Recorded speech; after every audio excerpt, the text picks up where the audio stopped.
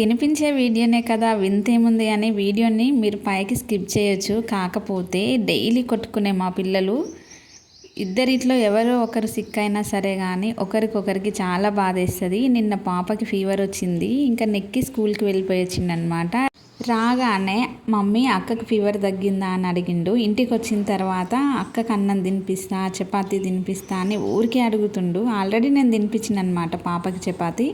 అయినా వాని ప్రేమ ఎందుకు కాదనాలని కొంచెం అన్నం పెట్టేసి పప్పేసి ఇచ్చిన. చూడండి ఎట్లా తినిపిస్తుండో. అక్క ఇది డిన్ను ముద్ద, ఇది రియా ముద్ద అనుకుంటూ ప్రేమగా తినిపిస్తుండు. అందుకనేసి వీడియో అయితే షూట్ చేసుకున్నాను అనమాట. కొన్ని మెమోరీస్ గుర్తుండిపోవాలని. మీ పిల్లలు ఇలాగే ఉంటారా?